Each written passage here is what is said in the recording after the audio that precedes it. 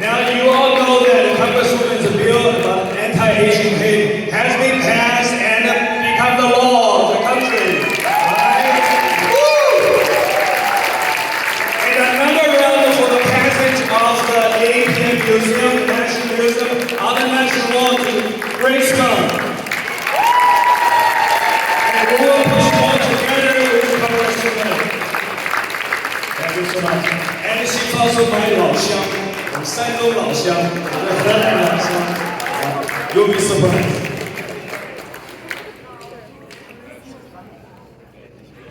Thank you so much, Taipei, for the kind introduction.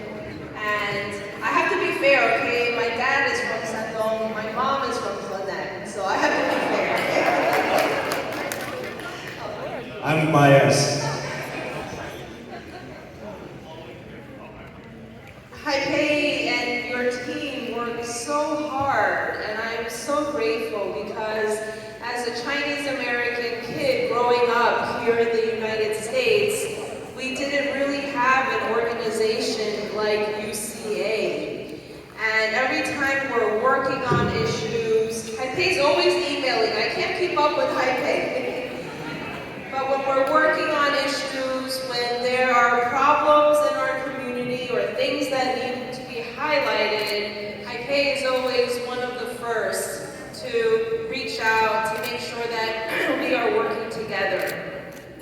And I'm really grateful to see everyone here. I got to walk in while you were up here, showing all our different young leaders from the different states. Thank you to New York for cheering so loudly. I was very proud of our New York contingent. But I will say, I'm also really proud of all the people from all the different states. In the last 4 years, I was actually working with the DNC, the Democratic National Committee, and I got to visit many of our Chinese communities in about 20-something states. So I didn't finish all the states, but I've been to states like Iowa and Georgia, Montana, Arkansas, and there are Asians everywhere, and really got to know some of our communities, even in the areas where there are not as strong or large of an Asian population.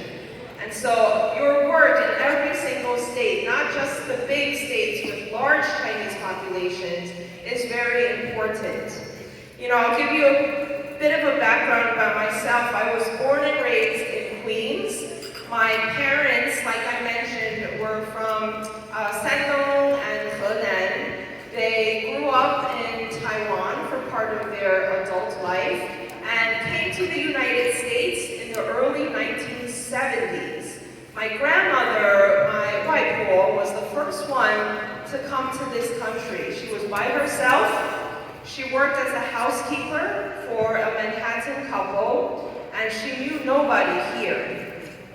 But my grandma, when people ask me who my political mentor is, I tell them it's my grandma. Because she came, tell her I said that.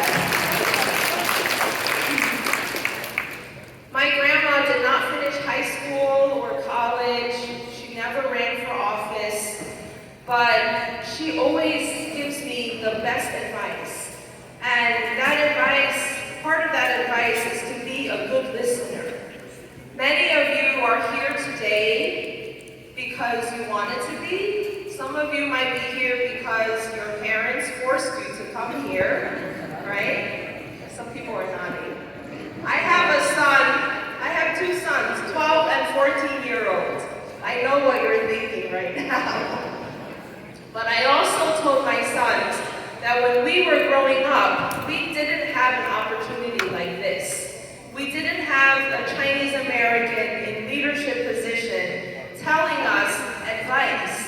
When we applied to high school and college, you know, we literally just like rolled the dice on a map of the United States and we picked some colleges. That's how we did it. No one ever took us on a college tour. No one helped us write the college applications, right? My parents worked in a restaurant for most of my childhood. We just weren't having those conversations and we never knew who to ask questions.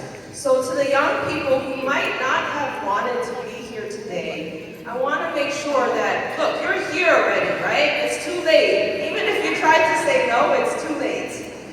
since you are here this week, make the most of this opportunity, right? Make sure how about I give you homework?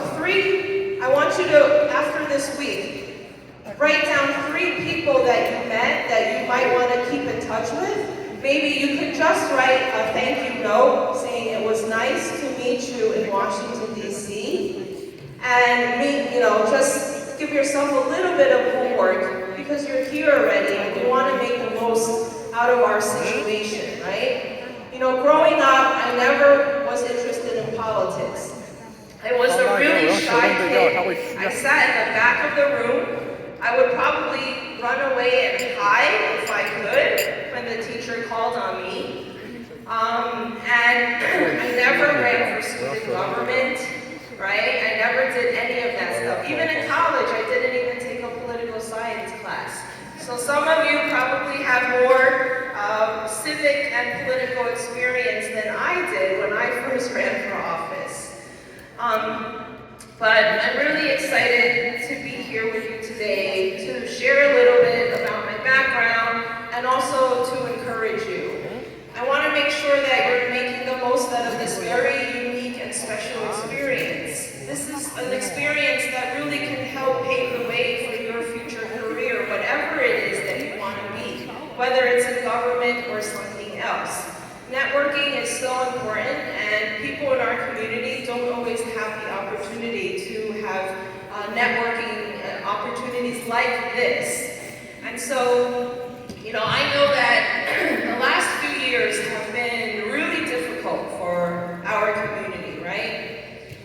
Not only have we had to go through this COVID-19 pandemic in this country and around the world, at the same time, because people didn't know a lot about the pandemic, we were even being blamed for bringing the pandemic over, right? There were leaders of our country using words like Kung Flu and Chinese virus that literally put a target on the backs of our community.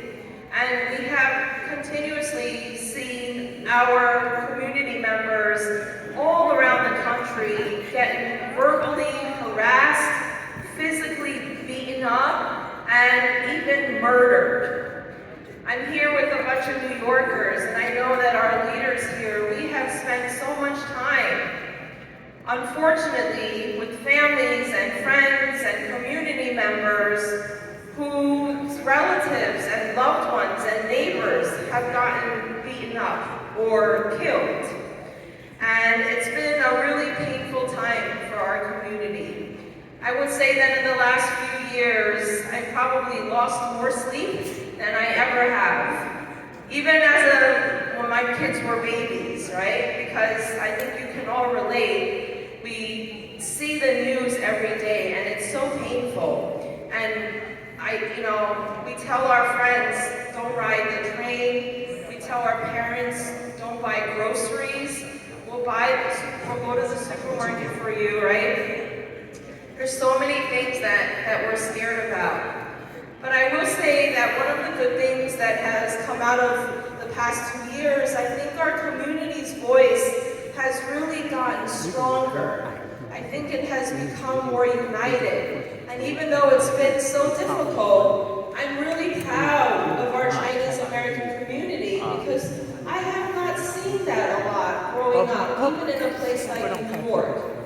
When I first got started in politics, when I first got elected, one of my first bills was to make Chinese Lunar New Year a school holiday. Now, people laughed at me. I'll be clear, even our own Chinese people laughed at me. They said, why are you working on this holiday bill? You should work on something more practical. And I told people, I said, I like to dream, right? I'm born and raised, I'm an ABC. I like to dream. My friends had a day off, or 2 days off, for Jewish New Year, Rosh Hashanah. And even though I don't celebrate Rosh Hashanah, I love having Rosh Hashanah as a kid. But for Lunar New Year, we should have a day off too. So this is...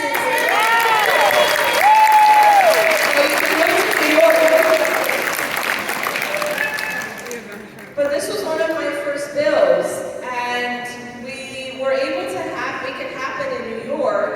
with one of our former mayors.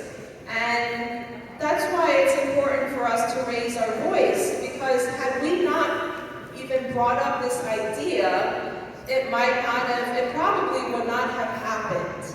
And that's just one example of why it's important to talk about our concerns and our priorities. I'm also working on this on the federal level, the national level, so that's my other dream, that one day every student in America, not just the ones in New York, will be able